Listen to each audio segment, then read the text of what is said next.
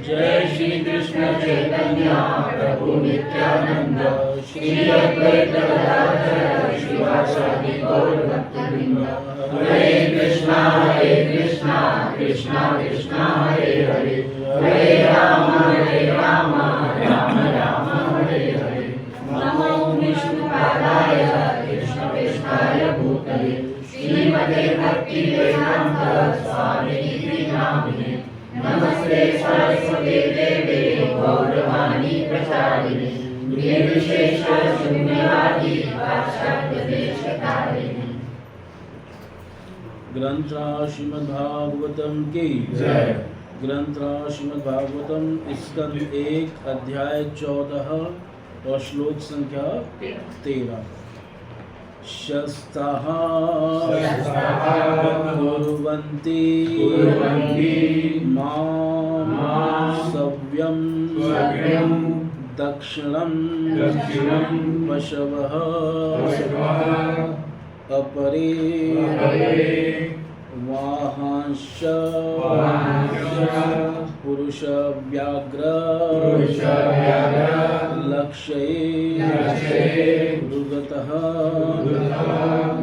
मम शस्तः कुर्वन्ति मां सव्यं दक्षिणं पशवोपरे वाहांश पुरुष व्याघ्र लक्ष्ये रुदतो मम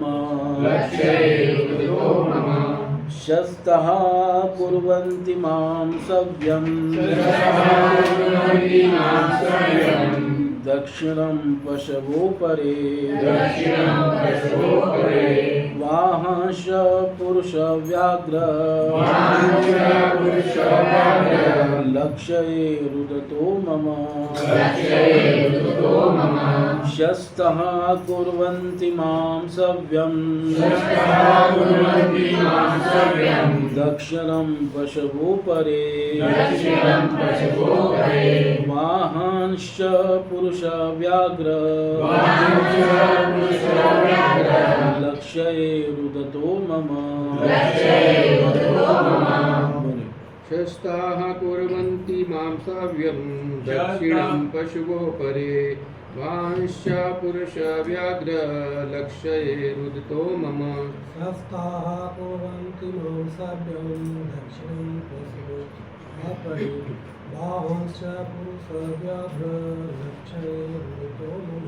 शस्ताः कुर्वन्ति मां सव्यं दक्षिणं पशवोपरे वाहांश्च पुरुष व्याघ्र लक्ष्ये रुदतो मम। शस्ताः कुर्वन्ति मां सव्यं दक्षिणं पशवोपरे वाहांश्च पुरुष व्याघ्र लक्ष्ये रुदतो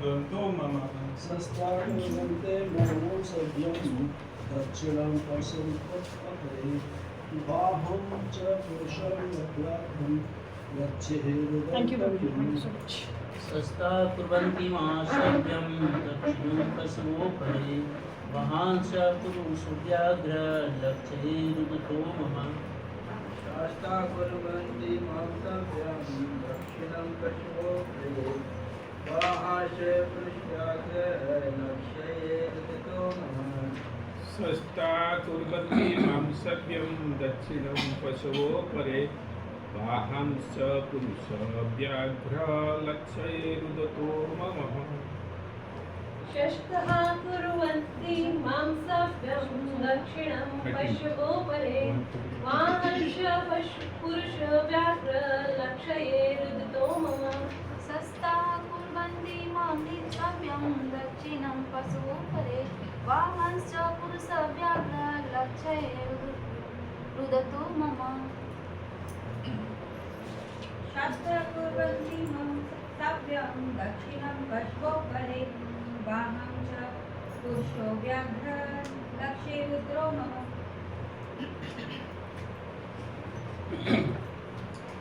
तो उसका शब्दार्थ अनुवाद और तात्पर्य जगतगुरु श्रील प्रभुपाद महाराज जी के द्वारा। श्रील प्रभुपाद महाराज जी की जय। हे भीमसेन, हे पुरुष व्याघ्र, अब गाय जैसे उपयोगी पशु मेरी बाईं ओर से निकले जा रहे हैं और गधे जैसे निम्न पशु मेरी प्रदक्षिणा कर रहे हैं और मेरे घोड़े मुझे देखकर रोते प्रतीत होते हैं। तो कई प्रकार के अपशकुन जो हैं देख रहे हैं युधिष्ठिर महाराज, और उनका वर्णन किससे कर रहे हैं? भीमसेन से। तो अब क्या कह रहे हैं? शस्ता माम सव्यम कुर्वन्ति, मतलब जो अच्छे पशु हैं, मंगलमय हैं, कल्याण करने वाले गाय इत्यादि, तो वो मुझे जो हैं बाएं करके चल रहे हैं। बाएं का मतलब है कि मतलब उल्टी दिशा में चल रहे हैं। युधिष्ठिर के बाईं ओर वो चल रहा है या पशु के बाईं ओर युधिष्ठिर में? मतलब जैसे हम परिक्रमा करते हैं तो उसको प्रदक्षिणा बोलते हैं, तो हम भगवान को किस तरफ रखते हैं परिक्रमा में? गाय में रखते हैं। दाएं। भगवान, हाँ, भगवान हमारे राइट साइड में, तो यही परिक्रमा। अगर उल्टे साइड रखेंगे तो वो अमंगलकारी हो जाएगा। तो इसलिए इसी प्रकार से जो पशु हैं गाय इत्यादि, वो युधिष्ठिर को बायां रख के चल रहे हैं। जैसे युधिष्ठिर महाराज यहाँ खड़े हैं तो इस प्रकार से चल रहे हैं, ये बायां हो जाएगा ना, ऐसे चल रहे पशु के हैं। बाएं हाथ पे युधिष्ठिर। हाँ, इस प्रकार से। इसे माम कह रहे हैं, तो माम सव्यम कुर्वन्ति, मुझे अपने बाईने और रख के चल रहे हैं। एंटी क्लॉकवाइज चल। हाँ, इस प्रकार से मतलब जैसे ऐसे चले, वो उस तरफ हो, यानी युधिष्ठिर महाराज सामने है, तो पशुओं को उस प्रकार तरफ चलना चाहिए। अच्छे पशुओं को, गाय इत्यादि को, तो वो मंगलकारी है। और अगर इस तरफ मुँह करके चलना है तो वो क्या है? अमंगलकारी। पर हर पशु का नहीं। कौन से पशु का? उपयोगी पशु। जो गाय इत्यादि से, उनके लिए विशेषण है शस्ता, गाय जैसे उपयोगी पशु। माम सव्यम कुर्वन्ति, और दक्षिणम पशवो परे, अपरे जो दूसरे निम्न पशु हैं। अब यहाँ पे नाम नहीं दिया किसी का, गधे का नाम दिया हुआ है। मतलब मूल श्लोक में नहीं दिया, मूल में तो अपरे कहा गया, पर उससे जो निम्न पशु जैसे गधा हो गया और कुत्ता हो गया, ये पशु कैसे चल रहा है? ये मेरे दाएं पे। बाएं नहीं, दाएं चल रहा है। दाएं। हाँ, दाएं दक्षिण। तरफ पे ये दाएं। हाँ, दक्षिणम पशवों पर, यानी ये मेरे को दक्षिण में रख के चल रहा है। जैसे हम भगवान को रख के चलते हैं ना, इस प्रकार युधिष्ठिर महाराज को कहाँ रख के चल रहा है? दक्षिण में रख के चल रहा है। माम अपरे पशवों परे दक्षिणम कुर्वन्ति, वो मुझे दक्षिण में रख रहे हैं। और वाहनश, और मेरे जो वाहन हैं, है ना, वाहन जो हैं क्या हैं अधिकतर? अश्व इत्यादि, वाहनश या हाथी इत्यादि भी, वो सब मुझे कैसे दिखाई दे रहे हैं? लक्ष्य है रुदतो मम, वो जैसे रो रहे हैं, नेत्रों में क्या निकल रहे हैं? आंसू निकल रहे हैं। इसलिए ये सब ये अपशकुन किस कारण से हो रहे हैं, ये मुझे समझ नहीं आ रहा। मतलब कई सारे अपशकुन जो हैं हो रहे हैं और वो उसका अनुभव कर पा रहे हैं। और ऐसे ही अपशकुन जो हैं द्वारका में प्रकट हो गए थे। जब भगवान श्री कृष्ण जाने वाले थे और यादवों के सामने भी ऐसे ही अपशकुन क्या हो गए थे? प्रकट हो गए थे। और भागवत में वर्णन है कि भगवान ने कहा कि देखो देखो सारे अपशकुन आ गए हैं, अब हम यहाँ से निकलना चाहिए। तो भगवान जो है अपने जितने भी द्वारका वासी हैं उनको दो ग्रुप बना लेते हैं। जो सारे पुरुष होते हैं वो सब कहाँ चले जाते हैं? प्रभास क्षेत्र में, ठीक है। और जितने भी स्त्रियां, बच्चे इत्यादि होती हैं वो जो हैं चले जाते हैं, और वृद्ध व्यक्ति वो उनको भगवान भेज देते हैं शंखोद्धार क्षेत्र में। शंखोद्धार भेंट द्वार।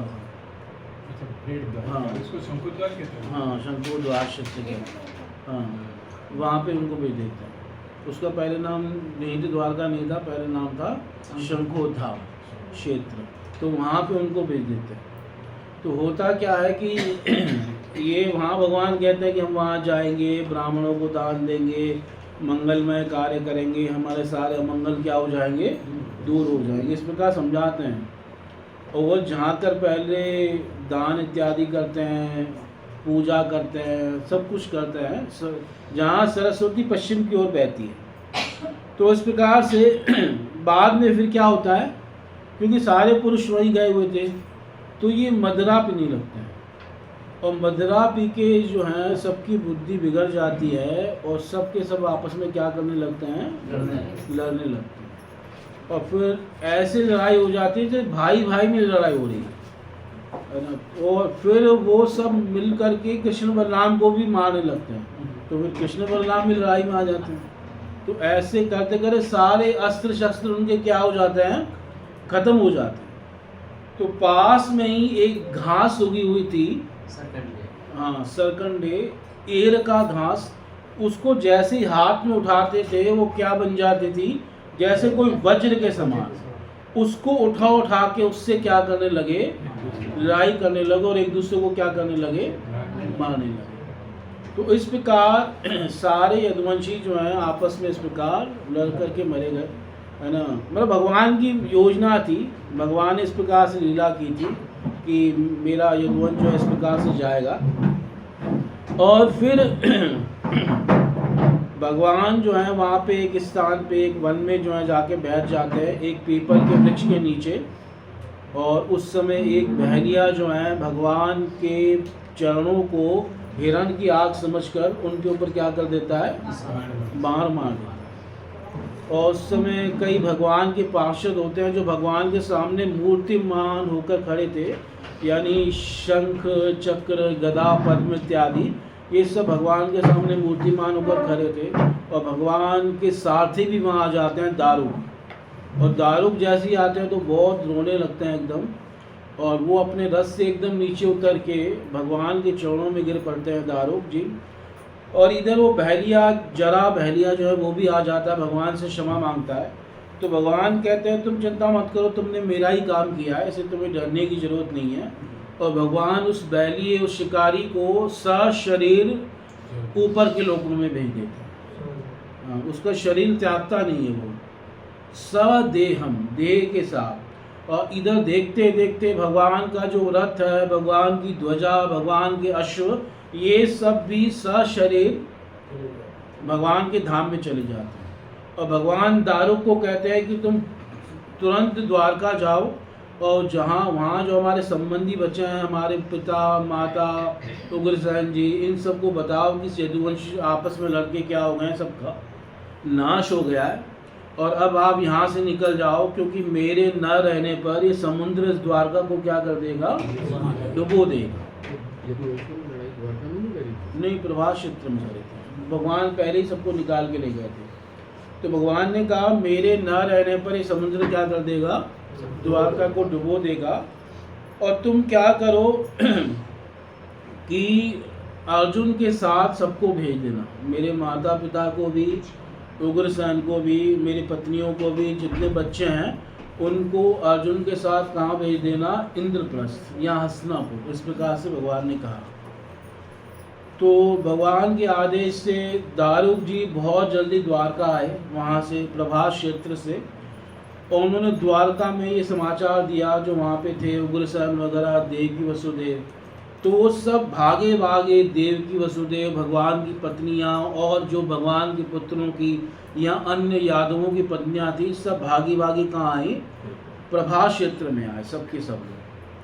और यहाँ पे जब देवकी वसुदेव ने इस प्रकार से देखा कि कृष्ण राम चले गए हैं, तो उन्होंने, देवकी वसुदेव ने, इन सब ने वहीं शरीर त्याग दिए।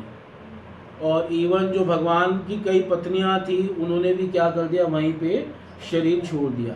इवन अन्य यादवों की पत्नियों ने भी अपने अपने पतियों को देख करके, पहचान करके वो शरीर क्या कर दिया, छोड़ दिया। मतलब ऐसी स्थिति हो गई थी कि कोई उनका अंतिम संस्कार, उनकी कोई क्रिया करने वाला नहीं था, तो अर्जुन ने वहाँ सबका क्या किया, अंतिम संस्कार वगैरह क्रिया वगैरह की। और जो कुछ बुजुर्ग, कुछ बच्चे और कुछ स्त्रियां बची हुई थी, उनको अर्जुन क्या ले आए, वापस अपने साथ इधर मतलब हस्तिनापुर की ओर ला रहे थे। तो ये अपशकुन जो युधिष्ठिर महाराज देख रहे हैं, ये सब अपशकुन द्वारका वालों ने भी देखे थे, भगवान कृष्ण ने भी देखे थे, और भगवान कृष्ण उन सबको वहाँ से क्या कर गए थे, निकाल के ले गए। तो द्वारका, फिर समुद्र जो है धीरे धीरे द्वारका को क्या करने लगता है, डुबोने लगता है। और द्वारका यादव का जब लड़ाई हो रहा था यादव से, उसी टाइम अर्जुन भी वहाँ पे थे। हाँ, उसी समय अर्जुन भी वहाँ पे थे। तो इस प्रकार से भगवान ने कहा कि अर्जुन सबको ले जाएगा। पर भगवान ने तो ये भी कहा था कि देवकी वसुदेव भी अर्जुन के साथ चले जाए, मेरे माता पिता। पर देवकी वसुदेव ने वहीं क्या कर दिया था, शरीर छोड़ दिया था। तो इस प्रकार से ये लीला हुई थी वहाँ पे। प्रभु की जो बाली का ही रूप था ये, हाँ, बलिया या कोई दूसरा? बाली का ही रूप था, बाली का ही लोग जन्म। कहते हैं कि बाली का बेटा था। नहीं, बाली ही था, बाली को तो मारा। वो जो बैलिया था, शिकारी। क्योंकि भगवान ने उसको बाण मारा था ना, छिप करके, तो उसने भी अपना पूरा वाली वाला बदला ले लिया। उसने भी छिप करके क्या मारा, बाण मारा। तो डर रहा था, भगवान का भक्त था ना, तो डर रहा था कि मैंने गलत कर दिया, क्योंकि उसने अनजाने में किया, उसको पता नहीं था। तो भगवान ने उसको कहा, नहीं, डरने की कोई ज़रूरत नहीं है, मैंने ही तुम्हें प्रेरणा दी और मेरा ही काम तुमने किया, मैं ही ऐसा चाहता था। तो भगवान ने वहाँ दिखाया कि ये सब मेरी रचना है। वो उन्होंने दारू को भी ये समझाया, उसने शोक मत करो, मम मायाम रचना मेता, ये मेरी माया की रचना है, मैंने ये योजना बनाई है। इसी प्रकार से मुझे इस पृथ्वी का भार हरण करना था, तो ये आखिरी भार था यादवों के रूप में, इसको भी मैंने अब क्या कर दिया, दूर कर दिया। और फिर भगवान वापस जो है अपने धाम में क्या है, चले गए। उस समय वहाँ पे देवता भी आ गए थे, ब्रह्मा, शिव, इंद्र आदि, और सब भगवान से प्रार्थना कर रहे थे कि प्रभु हमारे जो लोक से भी एक बार चलो, वहाँ पे भी चांद डालो। तो भगवान सब लोगों से होके गए, पर इतनी स्पीड से गए कि किसी को भी पता नहीं चला भगवान की गति। देवता समझ ही नहीं पाए भगवान कब यहाँ से चले गए। और इस प्रकार वो सब भगवान को प्रणाम करके वापस अपने अपने लोक में गए। प्रभु जी, यहाँ पे उससे ये होता है, जैसे भगवान को भी, जैसे बाली को मारा भगवान ने राम को छुप के, तो जो उसका बदला लेने के लिए खुद भगवान को उसका सोचना पड़ा। तो जो भी मनुष्य अगर कर्म करता उसका तो उसे भोगना ही पड़ेगा, चाहे गलती से हो चाहे जाने में। हाँ, अगर भक्ति करेगा तो भगवान कर्म काट देंगे, नहीं तो फिर कर्म का फल तो भोगना ही पड़ेगा। और अगर कोई इच्छा रह गई तो उस इच्छा को पूरा करने के लिए दोबारा आना पड़ेगा, है ना। इसलिए कहते हैं ना, इच्छा है मत रखो ज़्यादा। अगर मान लो गुलाब जामुन खाने की इच्छा रह गई तो कहीं गुलाब जामुन खाने के लिए दोबारा ना आना पड़ जाए, है ना, इस प्रकार से। तो शस्ता कुर्वन्ति मां सव्यम दक्षिणम पशवो परे वाहंश पुरुष व्याघ्र लक्ष्यते रुदतो मम। आगे, मृत्युदूत कपूतोऽयं पूलुकः कंपयन् मनः प्रत्युलूकशकुभानेर्विश्वं वेश्यून्यमीक्षत। जरा देखो तो यह कबूतर मानो मृत्यु का दूत हो, उल्लुओं तथा उनके प्रतिद्वंदी कौओं की चीख मेरे हृदय को दहला रही है। ऐसा प्रतीत होता है कि मानो संपूर्ण ब्रह्मांड को शून्य बना देना चाहते हैं। मृत्यु दूत अयम कपोत, ये जैसे कपोत कहते हैं कबूतर को। तो कबूतर क्या है, मृत्यु का दूत है। वैसे मृत्यु का दूत कबूतर नहीं होता, मृत्यु का दूत कौवा माना गया है ना। तो ये देखो, ये कबूतर है ना, ये क्या कर रहा है, मुझे ऐसा लग रहा है जैसे क्या है, ये मृत्यु का दूत है।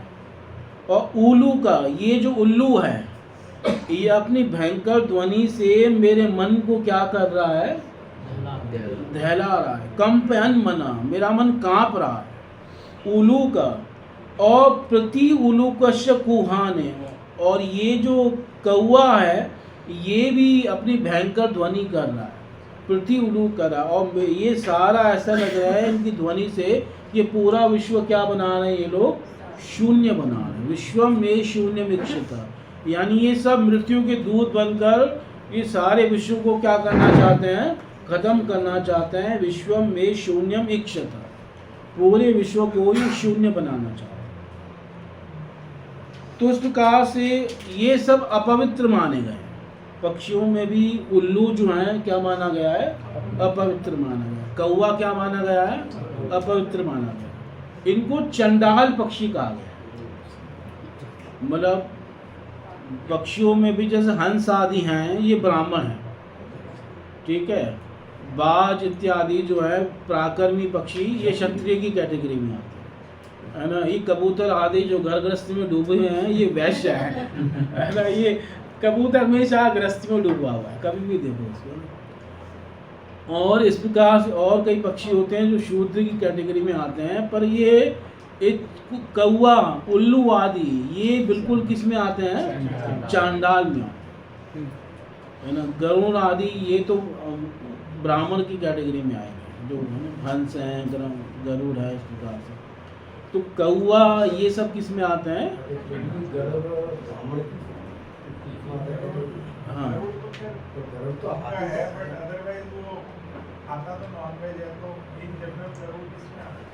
मतलब नॉनवेज खाता है पर फिर भी वो पवित्र पक्षी बनाना गया। अब वो वैसे भी गरुड़ जी तो भगवान के वाहन ही हैं, है ना। उनका भोजन वो है, पर फिर भी वो पवित्र माने गए ना, इस प्रकार से। उल्लू पर तमोगुनी माना गया। उल्लू देखो ऐसे नहीं वाहन है, पर उसको तमोगुनी। देखो लक्ष्मी के भी दो वाहन हैं, एक कमल का फूल भी है लक्ष्मी का वाहन, और वो जब भक्तों के पास आती हैं तो कमल के फूल पे आती हैं, और अभक्तों के पास आती हैं तो उल्लू पे बैठ के आती हैं, उनको उल्लू बना के चली जाती हैं, है ना। इस प्रकार से लक्ष्मी जी अभक्तों के पास भी आना पड़ता ना कई बार लक्ष्मी को, तो तब वो उल्लू के ऊपर बैठ के आती है ना। रावण आदि के पास जो आई उल्लू के ऊपर बैठ के आई, इस प्रकार से। तो उल्लू को, क्योंकि ये ऐसा है कि इसको रात में दिखाई दे रहा है, मतलब कोई ऐसा जीव होगा जिसको प्रकाश में दिखाई नहीं दे रहा, वो दिखाई कब दे रहा है, अंधेरे में। इस प्रकार से इसको अपवित्र ही माना गया। ऐसे कौवे को भी क्या माना गया है, अपवित्र माना गया। कौवे को देखो जहाँ गंदगी होगी ना वहाँ आपको कौवा मिले, और मतलब कहीं भी आप, है ना। कई बार देखो अगर आप, कई लोग अपने घर में पानी भर के रखते हैं ना कबूतरों के लिए, तो कई बार कबूतर तो आए ना आए कौवा आ जाता है। अब वो कोई ना कोई मांस का टुकड़ा लेके आएगा, गंदगी से उठा के लाएगा, और साफ इतना बनता है कि पहले पानी में धोएगा, है ना, और फिर उसको क्या करता है, खाता है। मतलब दिखाता है कि मैं साफ सुथरा हूँ, पर होता बड़ा बहुत खराब, जो हमेशा गंदगी में रहने वाला। तो कौवे को अच्छा नहीं माना, इसीलिए जो है कौवे के शरीर में ही थे वो भगवान राम के भक्त जो थे काकभूषण जी, और ये किसको कथा सुना रहे हैं, गरुड़ जी को कथा सुना। ऐसे अपवित्र शरीर में रहकर भी उनकी भगवान राम में ऐसे प्रेम हो गया, ऐसी भक्ति पैदा हो गई कि उन्होंने उस शरीर का त्याग ही नहीं किया, और उसी शरीर में रहकर भगवान की क्या करने लगे, भजन करने लगे, भक्ति करने लगे।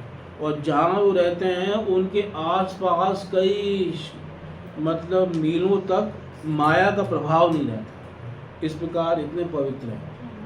तो वैसे कौवे को क्या माना गया, अपवित्र माना गया।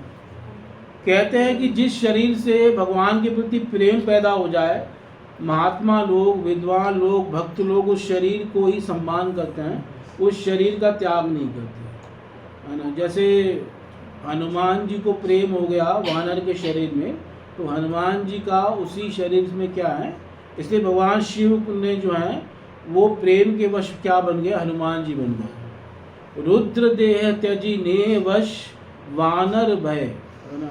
हनुमान की रुद्र देह जो है त्याग करके वो हनुमान बन गए प्रेम के कारण, है ना। जामवंत जी किसके शरीर में है,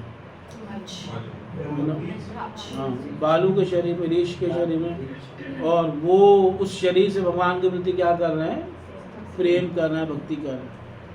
तो भक्ति जो है शरीर के ऊपर भी डिपेंडेंट नहीं है, स्वतंत्र है। कोई किसी भी शरीर में रहकर भगवान की क्या कर सकता है, भक्ति कर सकता है। ये जामवंत उनके अवतार जामवंत जी ये ब्रह्मा जी के पुत्र हैं। ब्रह्म सब ने अपना अपना एक एक अंश भगवान की सेवा में लगाया। तो ब्रह्मा के अंश हैं जामवंत और शिव जी के अंश हैं हनुमान जी। इस प्रकार से सब भगवान की सेवा के लिए उपस्थित हुए। मृत्यु दूत कपूर, जब भगवान पूर्ण रूप से प्रकट होंगे तो एक उनका विशेषता है कि उनके साथ चतुर्युग प्रकट होगा। जैसे भगवान कृष्ण पूर्ण अवतार थे तो उनके साथ चतुर्युग आया, पर है ना, कृष्ण वासुदेव संकर्षण प्रद्युम्न अनिरुद्ध। इसी प्रकार राम भी पूर्ण हैं, अवतार हैं, तो उनके साथ भी क्या आया, चतुर्युग आया। राम लक्ष्मण भरत शत्रुघ्न। तो हर समय चतुर्युग नहीं आता है ना। चतुर्युग कब आता है, जब भगवान पूर्ण रूप से क्या है, प्रकट होते हैं। इस प्रकार से तो इस प्रकार से वो कह रहे हैं कि ये सब क्या बना रहे हैं, पूरे विश्व को शून्य बना रहे हैं। जैसे आपने चतुर्युग बोला तो इसका मतलब जो रामायण हर युग में जो हो रही है उसमें अगर वो पूर्ण रूप से नहीं आ रहे तो उसमें भरत शत्रुघ्न और लक्ष्मण जो है वो नहीं आएंगे। नहीं, रामायण हर युग में जब हो रही है तो भगवान राम पूर्ण अवतार है ना, हर समय भगवान राम के साथ आते हैं चतुर्युग। और ये जो जैसे गौर नारायण जो आते हैं 999 मतलब 1000 में जो है चैतन्य महाप्रभु आते हैं। चैतन्य महाप्रभु आते हैं, उसके बाद उससे बाकी युगों में गौर नारायण आते हैं। हाँ। उस समय चतुर्युग नहीं आते। नहीं, उस समय नहीं आते। इवन हर त्रेता में भी भगवान राम नहीं आते, बताया ना कई बार। ब्रह्मा के एक दिन में एक बार भगवान राम आते हैं, यानी 1000 चतुर्युग में एक त्रेता में भगवान राम आते हैं। और वो कब आते हैं, तो 7वें मनवंतर के 24वें त्रेता में भगवान राम इस बार आए हैं। बाकी कई बार अलग भी हो जाता है, पर इस बार जो पिछली रामायण हुई थी ये करीबन 1,85,00,000 साल पहले हुई थी। यानी भगवान राम 24वें त्रेता में आए थे, 25वें त्रेता में राम नहीं आए थे, 26वें में नहीं आए थे, 27वें में नहीं आए थे, 28वें में नहीं आते। हर त्रेता में राम नहीं आते। और ब्रह्मा के जो है एक दिन में राम एक बार आते हैं, यानी कि ब्रह्मा की इस समय उम्र चल रही है 50 साल और 1 दिन। और ब्रह्मा के एक साल में 360 दिन होते हैं। एक साल में हाँ, एक साल में 360 दिन होते हैं। तो 50 को 360 से गुणा करो, कितने हो गए, 18,000? नहीं,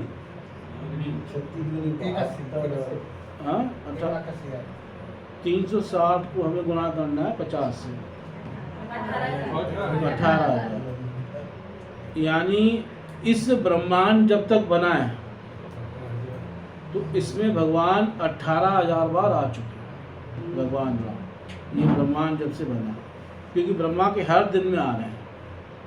इस प्रकार से ऐसे 18,000 बार कृष्ण भी आ चुके हैं, क्योंकि एक दिन में एक बार आ रहे हैं। जिस चतुर्युग में भगवान कृष्ण आते हैं उसमें रामचंद्र जी आते हैं, नहीं, नहीं। चैतन्य महाप्रभु। अलग अलग कृष्ण भगवान आते हैं 28वें द्वापर में, और राम आ रहे हैं 24वें त्रेता में। अलग अलग मनवंतर सेम है, वो भी 7वें मनवंतर में आ रहा है, ये भी 7वें मनवंतर में आ रहा है। मनवंतर सेम है पर युग अलग अलग। वो 28वें द्वापर में आए हैं श्री कृष्ण, तो अभी वो हमसे बहुत नज़दीक है श्री कृष्ण। और राम आए हैं 24वें त्रेता में, तो राम हमसे थोड़ा दूर है। अच्छा प्रभु जी, और ये जो गौर नेता आई है वो तो शायद टोटल 5 साल ही हुए। 500 साल, 500 साल, तो ये तो और नज़दीक हैं। तो उस प्रकार से तो चैतन्य महाप्रभु तभी आते हैं जब कृष्ण भगवान आते हैं, तो उनके अगला युग चैतन्य महाप्रभु आता है। इसका मतलब चक्र महाप्रभु 18,000 हाँ, ब्रह्मा के एक दिन में एक बार आते हैं। आगे सुनिए। धूम्रादिश परिधय कंपन्ते सहाद्रिभि निर्घातस्य महास्तात साकं च स्तनयुग्धि। जरा देखो तो किस प्रकार धुआं आकाश को घेरे हुए है। ऐसा प्रतीत हो रहा है मानो पृथ्वी तथा पर्वत काँप रहे हो। बिना बादलों की यह गर्जना तो जरा सुनो, और आकाश से गिरते वज्रपात को देखो। ये अंतरिक्ष जो हैं किसके हैं? ओ सॉरी, ये उत्पात किसके हैं? ये ऊपर के अंतरिक्ष के हैं। अभी जो पहले बता रहे थे वो किसके बता रहे थे? धरती के, इस प्रकार से। और शरीर के पहले बता चुके हैं, मैंने कि मेरा शरीर क्या हो रहा है ये बता चुके हैं। फिर पृथ्वी की बताने लगे, और ये पक्षी इत्यादि भी जो ये बता रहे हैं ये सब क्या है? पृथ्वी के अपशगुन है। अब आकाश को बता रहे हैं। धूम्रा दिशा, दिशाएं धुंधली हो गई हैं। दिशाएं क्या हो रही हैं? साफ नजर नहीं आ रही, हाँ धुंधली हो गई। धूम्रा जैसे उनमें धुआं छा गया है ना, जैसे धुआं या कोहरा से दिशाएं दिखाई नहीं देती, तो वैसे दिशाएं क्या हो गई हैं? धुंधली हो गई। और परिधया, और सूर्य और चंद्रमा में बार बार जो है परिधि हो रही है। परिधि का मतलब है बार बार मंडल बैठ रहे हैं, यानी ऐसा लग रहा है कि बार बार सूर्य ग्रहण चंद्र ग्रहण होगा। परिधेय का मतलब है, क्योंकि ये भी क्या होता है? अपशकुन होता है। सूर्य चंद्रमा में बार बार परिधि बैठे, कोई ना कोई ग्रह आगे आ जाए, राहु केतु आगे आ जाए, तो इसको क्या कहते हैं? सूर्य और चंद्र क्या हो रहा है? ग्रहण होगा। और कंपन ते भू, और पृथ्वी क्या कर रही है? कांप रही है। पृथ्वी का कांपने को क्या कहते हैं? भूकंप। भूकंप के झटके बार बार लग रहे हैं। सह अद्रिवी, यानी पर्वतों के साथ पृथ्वी क्या हो रही है? कांप रही है ना। बर्फ, ये भूकंप आना भी ये क्या होता है? अपशकुन होता है ना। कई बार लोग कहते हैं जी बड़ा तेज झटका था। एक बार किसी ने कहा, मैं कहा तेज ये नहीं था, जब तेज आएगा ना दूसरे लोग बोलेंगे कि वहाँ तेज झटकाया था। जब हम लोग बोल रहे हैं ना तेज झटका, तो वो तेज नहीं है। तेज किसको माना जाएगा? दूसरे बोलेंगे है ना, पंजाब साइड में बोलेंगे कि दिल्ली में तेज झटकाया था भाई, तो वो तेज माना जाएगा। वाला हम लोग नहीं बचेंगे बोलने के लिए, कहने का भाव है। इसके अनुवाद में मुझे परिधि शब्द को नहीं एक्सप्लेन किया। हाँ नहीं किया गया, पर उसका अर्थ ये है कि दिशाएं धूम्रित हो रही हैं, धुंधली हो रही हैं, आकाश में परिधियां बैठ रही हैं, बार बार मंडल बैठ रहे हैं। मंडल बैठने का मतलब है कि ग्रहण लग रहे हैं, और पृथ्वी में क्या हो रहा है? बार बार जो है पृथ्वी कांप रही है, यानी भूकंप आ रहा है। और निर्घातस्य महांस्तात, और इस प्रकार से बादल बड़े जोर जोर से गर्जना कर रहे हैं। निर्घात महांतात साकम च स्तन यत्नो भी, है ना। और बार बार बिजली भी क्या हो रही है ना, गिरती रहती है। साकम मान तात साकम च स्तन यत्नो भी, यानी बादल गरज रहे हैं पर बारिश नहीं हो रही। बादल गरजना भी क्या माना गया है? अपशकुन माना गया। अगर बादल गरजें और बारिश ना हो तब, और बिजली अगर बार बार गिरे तो ये भी क्या माना गया है? अगर बिजली आकाश में चली जाए तो कोई दिक्कत नहीं है, पर जब नीचे गिरती है तो उसको क्या माना जाता है? अपशकुन माना जाता है। नुकसान कर ही दे। हाँ, तो नुकसान करेगी। अगर देखो बिजली बादलों से निकलकर आकाश में प्रवेश कर जाती है तो किसी का नुकसान नहीं करती, पर बिजली बादलों से निकल कर जमीन पे गिरे या नीचे किसी के ऊपर गिरे तो वो उसको क्या कर देती है? खत्म ही कर देती है। तो साकम चस्तन युद्धमुखी, तो इस प्रकार से सारे अपशकुन उन्हें जो है नजर आ रहे हैं युधिष्ठिर महाराज को। और इसमें भी ये चीज़ है कि देखो जो जितना श्रेष्ठ होता है ना, महान होता है, उसको ये ज़्यादा चीज़ें पता चलती हैं। अपशकुन उसे ज़्यादा नजर आता है ना। और जो अपना लगा हुआ है भोग उल्लासों में, इन सब चीज़ों में, उसको ज़्यादा अंतर भी नहीं पड़ता। वो सब नहीं मानता कि क्या हो रहा है क्या नहीं हो रहा। इसलिए भीमसेन ने ऐसी बात नहीं की कोई। ये सब कौन कह रहा है? चिंता किसको हो रही है? युधिष्ठिर को। भीमसेन नहीं सोच रहे कि अर्जुन को 7 महीने हो गए या ये हो गया। ये सब उनको कौन बता रहे हैं? युधिष्ठिर महाराज बता रहे हैं। वायुर्वाति खरस्पर्शो रजसा विसृजन्तम अस्रिग वर्षन्ति जलधा बीभत्समिव सर्वतः। वायु तेजी से बह रही है और वह सर्वत्र धूल बिखराकर अंधेरा उत्पन्न कर रही है। बादल सर्वत्र रक्तिम आपदाओं की वर्षा कर रहे हैं। वायुर्वाती खरस्पर्श, बड़ी शरीर को छेदन करने वाली बड़ी तेज साय साय वायु चल रही है। वायु में ध्वनि भी होती है ना, हाँ, वो ऐसी बड़ी तेज वायु चल रही है। मतलब वायु का भी कहा गया है चले कैसे चले, मध्यम में चले, मतलब बड़ी मध्यम मध्यम चले। और दूसरा गुण वायु में क्या है? नहीं, एक तो गुण है धीरे चले, 3 गुण बताए गए वायु के अंदर। और दूसरा गुण क्या होता है? शीतल चले। गुण पूछ रहा हूँ, वही फाउंडर बता रहे हो। ये अब गुण बता रहे। हाँ, वो शीतल भी होनी चाहिए। वायु क्या होनी चाहिए? ठंडी, यानी लू के थपेड़े पड़े, है ना, वो नहीं। और तीसरा वायु का गुण क्या है? सुगंधित होनी चाहिए। बदबू को लेके आए तो वो भी अच्छी नहीं। तो इस प्रकार से 3 वायु के गुण बताए।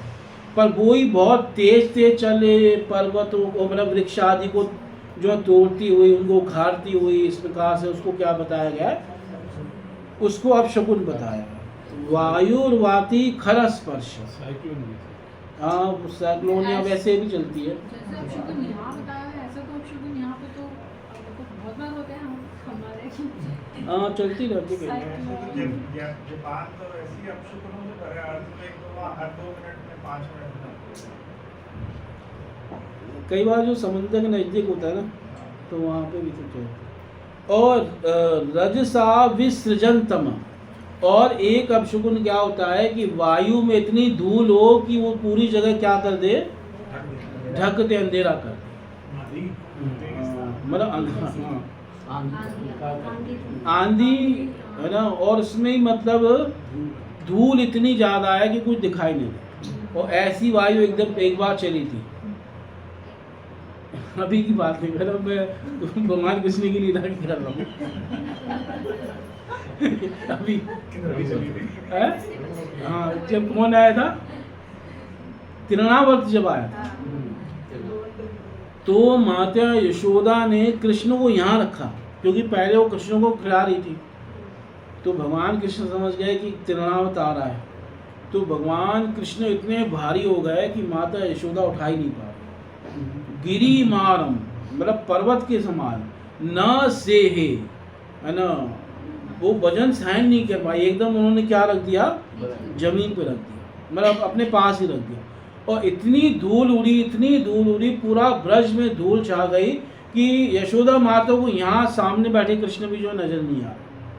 और उसी समय भगवान कृष्ण इतने हल्के हो गए कि वो जो तिरुनावर्त है उन्हें अपने साथ कहाँ ले गया? ऊपर उड़ा कर ले गया। और भगवान ने भी उसकी गर्दन पकड़ ली कस के, है ना। और फिर भगवान ऊपर जब अब फिर भगवान ने अपने वजन को फिर बढ़ाया, और इतने भारी हो गए कि वो अब परेशान हो गया, अपने वो छुड़ाने लगा गर्दन। तो भगवान ने कहा, भाई मैं कैसे छोड़ दूँ? मैं छोड़ दूंगा तो नीचे गिर जाऊंगा, मेरा सहारा भी तू है अभी। तो वो जो है भगवान का वजन इतना बढ़ गया कि वो असुर जो है नीचे गिरा चट्टान पे, और बहुत ऊपर ले गया था। और गिरते ही उसके क्या हो गए? प्राण उड़ गए। तो सुखदेव जी भी ये कह रहे हैं, ये नहीं कह रहे कि कृष्ण ने गिराया। सुखदेव जी भागवत में कह रहे हैं स बालो व्यसुर विजय, कि बालक असुर दोनों नीचे ब्रज में गिरे। अब बालक ने गिराया है वास्तव में, पर वो कह रहे हैं बालक और वो असुर दोनों नीचे ब्रज में गिरे। और तब फिर वो आंधी, वो धूल शांत हुई, तो देखा कि जहाँ कृष्ण को रखा था वहाँ है ही नहीं। और माता यशोदा रोने लगी। उनकी रोने को सुन के सारी गोपियाँ वहाँ पे आ गई। और जब शांत हुई तो देखा कि कृष्ण क्या है, उस असुर के ऊपर खेल रहे थे कृष्ण। और फिर उनको उठाया गया और माता यशोदा को दिया। माता यशोदा ने उनको दूध पिलाया, और देखा जब बच्चा दूध पी रहा है तो माँ समझ गई कि अब ये क्या है, ठीक है। क्योंकि अगर बच्चा दूध पी ले तो समझो कि बच्चा अब क्या है, ठीक है। फिर उनकी नज़र वजर उतारी, है ना। जो हम आरती करते हैं माता यशोदा के भाव में वो नज़र उतारना है ना। इस प्रकार से माता यशोदा करती है। तो उस प्रकार से ऐसी वायु तब भी चली थी, और पूरे ब्रज में क्या हो गया था, अंधकार हो गया था, किसी को कुछ नजर नहीं आ रहा था। इसी को कहना है रजसा विसृजनतम। तो ये भी एक अपशकुन का है, निशानी है। और अश्रिक वर्षंति जलदा बीभत्सम इव सर्वतः। और जो बादल हैं वो बड़ा भयानक बीभत्स दृश्य प्रस्तुत कर रहे हैं। ऐसा लग रहा है जैसे वो पानी की नहीं किसी की वर्षा कर रहे हैं, खून की वर्षा कर। कई बार बादलों से मतलब ऐसी चीज़ें भी बरसती हैं जो पानी नहीं होती, एसिड रेन। हाँ, एसिड वगैरह भी कई बार क्या होती है, बरस जाती है। पर यहाँ पे कह रहे हैं कि क्या वर्षा हो रही है, खून की। अश्रिक वर्षण, कई बार है ना ऐसा चीज़ होती नहीं है पर दिखाई भी देती है। येलो येलो होती है हाँ। एसिड रेन तो। मतलब कई बार क्या है कि वो खून बरसा नहीं रहे, पर जो देख रहा है उसको ऐसा लग रहा है जैसे क्या बरसा रहे हैं, खून बरसा रहे। अश्रिक वर्षंति जलदा बीभत्सम इव सर्वथा। इस प्रकार से सारी ओर क्या दृश्य हो रहा है, बड़ा भयानक। बीभत्सम का मतलब होता है भयानक दृश्य को क्या करना है, उपस्थित करना। ये सब अंतरिक्ष के क्या हैं, ये सब ऊपर के अपशकुन।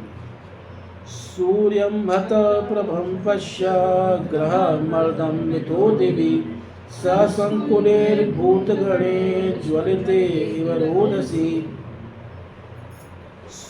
सूर्य की किरणें मंद पड़ रही हैं और तारे परस्पर भिड़ रहे प्रतीत हो रहे हैं।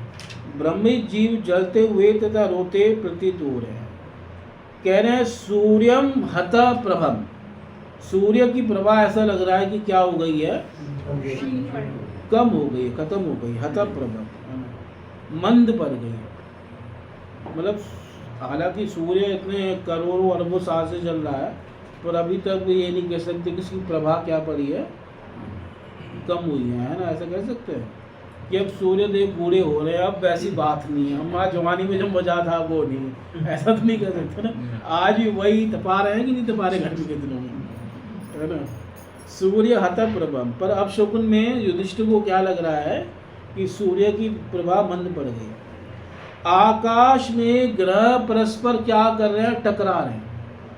ग्रह मर्दम मिथो दिवि, अंतरिक्ष में भी जो सारे ग्रह मंडल कई नक्षत्र वगैरह सब घूमते रहते हैं, तो कई बार आपस में टकरा भी जाते हैं, और उससे फिर इस प्रकार से ऐसा वातावरण उत्पन्न होता है ना।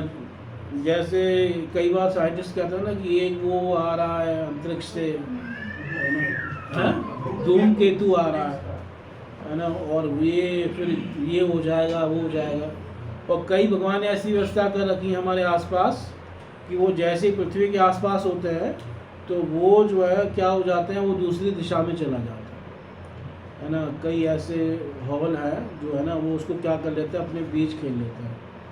इस प्रकार से ग्रह मर्दम मिथो दिवि ससंकुलेर भूत गणे, और जितने भी जो हैं जीव हैं भूतों की घनी भीड़ से पृथ्वी और अंतरिक्ष में ऐसा लग गया है जैसे आग सी लग गई है। ससंकुलेर भूत गणे ज्वलिते इव रोदसी, है ना। रोदसी और पृथ्वी और अंतरिक्ष इस प्रकार ऐसा लग रहा है जैसे आग सी लग रही है। मतलब ये दृश्य है ना, युधिष्ठिर महाराज क्या कर रहे हैं, देख रहे हैं, अनुभव कर रहे हैं कि ऐसे ऐसे उनको अपशकुन क्या हो रहे हैं, नजर आ रहे हैं।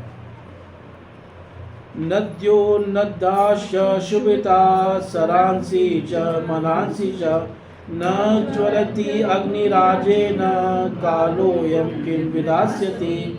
नदियाँ, नाले, तालाब, जलाशय तथा मन सभी विशुद्ध हैं। घी से अग्नि नहीं जल रही, ये कैसा असामान्य समय है। आखिर क्या होने वाला, आखिर होने वाला है, आखिर क्या होने वाला है। नद्यो नदाश्च, नद्या कहते हैं नदियों को, बहुवचन में नदी को क्या कहा जाता है, नद्या। और नद किसको कहते हैं, नहीं नाले, नहीं, नद कहते हैं जो बड़ी नदियाँ होती हैं, जैसे ब्रह्मपुत्र। पुल्लिंग में जो होती हैं वो नद होते हैं, स्त्रीलिंग में जो होते हैं वो नदियाँ होती हैं। जैसे ब्रह्मपुत्र है ना, वो नद है, नदी नहीं है, वो पुल्लिंग है, ठीक है। ब्रह्मपुत्र कहते हैं ना, पुत्री थोड़ी कहा है ना। कहते तो नहीं है ब्रह्मपुत्र बह रही है, बह रहा है तो नहीं कहते। तो वो तो अज्ञान में कह रहा है ना, वैसे वो मतलब इस प्रकार से, क्योंकि यही फेमस है। मतलब कई बार एक ही लिंग में किसी की वो फेमस होती है। नदी हमेशा किसमें फेमस है? स्त्रीलिंग में, और नदियाँ ज़्यादा है ना। हैं। अब जैसे पुलिस को भी कहते हैं पुलिस आई, पुलिस आ रही है, आ रही है, पुलिस ने लाठियां भांजी, उनकी हर चीज स्त्रीलिंग में कहते हैं। जबकि होते पुरुष है ज़्यादा। वहाँ सब पुरुष में है ना, वो सब चीजें क्या कह रहे हैं? स्त्रीलिंग। पुलिस ने छापा मारा, है ना, वो उनकी हर लैंग्वेज में क्या है? स्त्रीलिंग में है ना। वो लठ भांजी ये नहीं कहते हैं, क्या कहते हैं? लाठियां भांजी, है ना, उस प्रकार से कहते हैं। पुलिस का भी हर चीज क्या है? स्त्रीलिंग में है। तो ऐसे कईयों का क्या बन गया है, कई चीजें क्या बन गई हैं? स्त्रीलिंग में। पर जो बड़े बड़े नद होते हैं, नदियों से बड़े होते हैं, उनको नद कहा जाता है। तो ऐसी नदाश्च, और ये सब क्या हो रहा है? शुभिता, शोभ को पैदा हो रहा है। और सरिता, सरांसी, सरांसी कहते हैं कई सरोवर, है ना, कई छोटे छोटे सरोवर जो होते हैं, तालाब वगैरह, उनको सरांसी कहते हैं। तो ये सब शुद्ध हो रहा है। यानी नदियाँ का शुद्ध होना क्या है? हाँ, बाढ़ आना, उत्पात मचाना।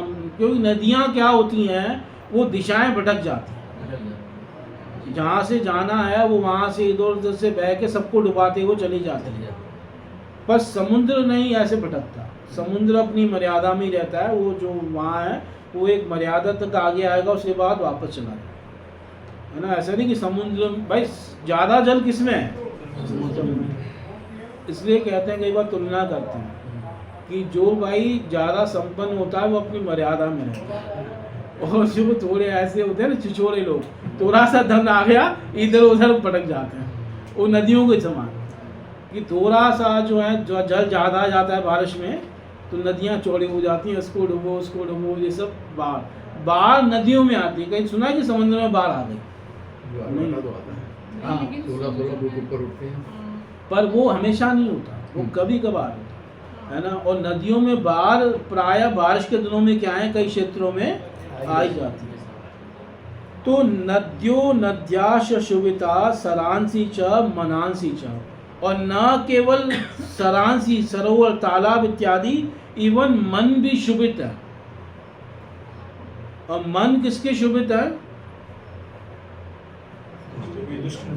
महात्माओं के, जो अच्छे लोग हैं, युधिष्ठिर आदि महात्मा लोग, उनके मन में भी क्या पैदा हो रहा है? शोभ पैदा हो रहा है। जो दुष्ट है उनके मन में नहीं अंतर आ रहा है ना। जो कौन है, जो महात्मा लोग हैं, उनके मन क्या हो रहे हैं? शुभित हो रहे हैं। जैसे भगवान श्री कृष्ण जब आए थे तो वहाँ भागवत में लिखा है कि महात्माओं के मन प्रसन्न हो गए, अपने आप प्रसन्न हो गए, है ना। तो इसलिए भगवान जब जा रहे हैं तो महात्माओं के मन क्या हो गए हैं? शुद्ध हो गए। मनांसी च न ज्वलंती अग्नि राजेन, अब अग्नि भी जल नहीं रही घी से।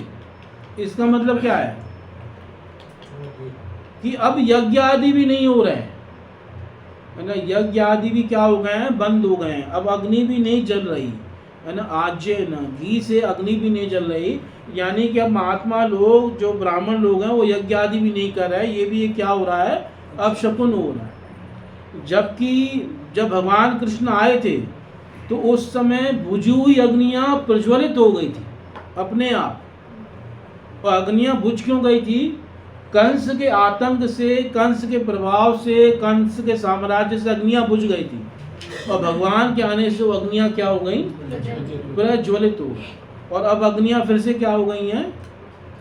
बुझ गई हैं। न ज्वलंती अग्निराज, क्योंकि भगवान कृष्ण के बाद एकदम यज्ञ वगैरह सब क्या हो जाएंगे? बंद हो जाएंगे। कालो यम किम विधास्यति, ये काल क्या बताना चाहता है, किसकी सूचना देना चाहता है, या क्या करना चाहता है, समझ में नहीं आ रहा।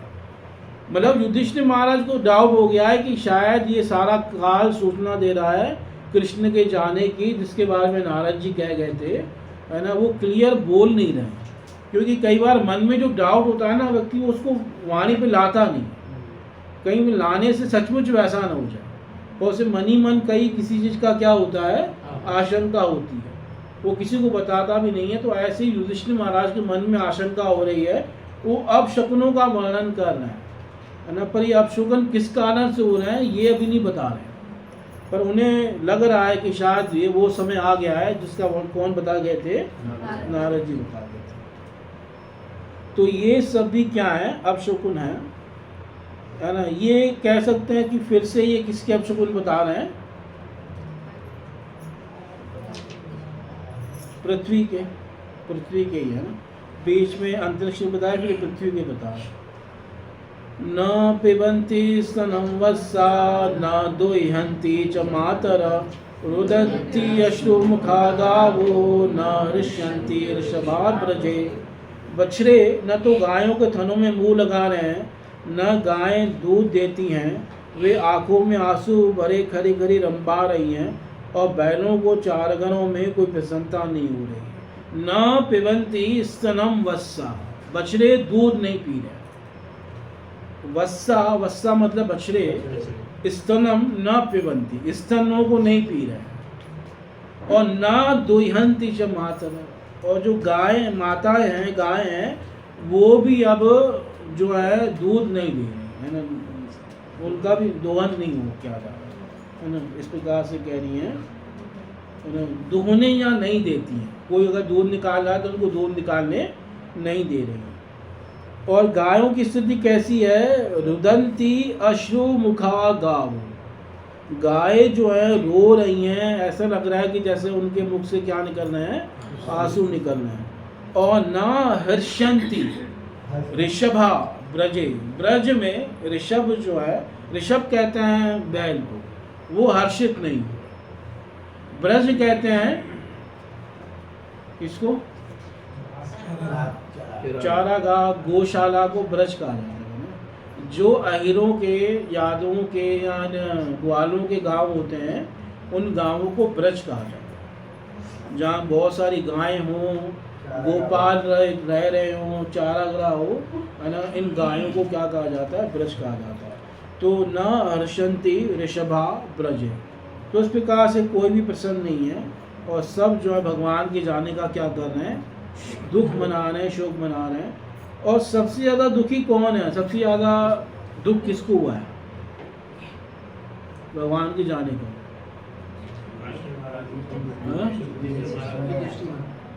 जिसके ऊपर सबसे ज़्यादा कृपा है उसको सबसे ज़्यादा दुख हुआ है। अर्जुन को अपने मन से बोल दो सब, पर वो नहीं बोले जो मैं सोच के आया। गायों को भी नहीं। हाँ, सबसे ज़्यादा दुखी है पृथ्वी, क्योंकि सबसे ज़्यादा कृपा किसको प्राप्त हुई थी, पृथ्वी देवी को। भगवान के चरण हमेशा कहाँ रहे, भगवान कहीं भी रहे, हमेशा चरण कहाँ पे रहे, पृथ्वी के ऊपर। तो सबसे ज़्यादा सौभाग्य से जो उमर रही थी, जो सौभाग्य से इतरा रही थी, सबसे ज़्यादा सौभाग्य जिसको प्राप्त हुआ था पृथ्वी देवी को, आज वो सबसे ज़्यादा दुखी हो रही है, क्योंकि उसका ही सौभाग्य क्या हो गया है, छीना गया है। तो सबसे ज़्यादा दुखी जो है पृथ्वी है। इस प्रकार से देवतानि रुदन्ति व स्विद्यन्ति उच्चलन्ति च इमे जनपदाग्रामा पुरोद्यानाकराश्रमा भ्रष्टश्रियो निरानंदा किमघम दर्शयन्ति न। मंदिर में अर्चा वगैरह रोते दिखाई दे रहे हैं, शोक करते तथा पसीजते प्रतीत हो रहे हैं। ऐसा लगता है कि वे प्रयाण करने वाले हैं। सभी नगर, ग्राम, कस्बे, बगीचे, खाने तथा आश्रम अब सौंदर्यविहीन तथा समस्त आनंद से रहते हैं। मैं नहीं जानता कि हम किस प्रकार की विपत्तियाँ आने वाली हैं, मैं नहीं जानता कि हम पर किस प्रकार की विपत्तियाँ आने वाली हैं। तो कह रहे हैं देवतानी रुदंती व, देवताओं की मूर्तियाँ रोती हुई सी प्रतीत हो रही, जैसे उनके नेत्रों में क्या निकल रहे हैं, आंसू निकल रहे हैं। देवतानी रुदंती इव, रोती हुई लग रही, मतलब अगर देवताओं की मूर्तियाँ रोए या उनके नेत्रों में आंसू निकले तो ये अपशकुन होता है ना। स्विद्यंती, और ऐसा भी लग रहा है कि उनका पसीना निकल रहा है। अगर देवताओं की मूर्तियों को पसीना निकले तो ये भी क्या है, अपशकुन है। उच्चलंती च, अगर वो हिलती डुलती नजर आए तो ये भी क्या माना गया है? अपशकुन नजर। कई बार लोगों को पता नहीं होता, अपशकुनों को वो शकुन मान लेते हैं। हाँ, प्रभु जी के पीछे कभी एक रील आई थी जिसमें नरसिंह देव के ऊपर जो वो शेष नाग है ना, वो हिलते हुए ऐसे दिख रहे थे और उसमें लिखा हुआ था कि मतलब अपशकुन को कई बार लोग है ना, जैसे एक बार भोग लगा रहा था तो एक रोटी जो है आधी उसमें से खाई हुई थी, तो खुश हो रहा भगवान ने रोटी खा ली। अरे भाई चेक कर लो कहीं चूहा हुआ ना खा के आओ, है ना? मतलब लोग अपने इतने भाव में आ जाते हैं कि समझते हैं कि भाई हमारा तो भगवान स्वयं आके हमारा वो क्या करें भोग लगा रहे हैं। एक बार गणेश जी भी दूध पिया। इतना मतलब भाव में नहीं होना चाहिए, थोड़ा चेक भी करना चाहिए। हाँ, हिलना डुलना अगर करें तो वो भी क्या माना जाता है? अपशकुन माना।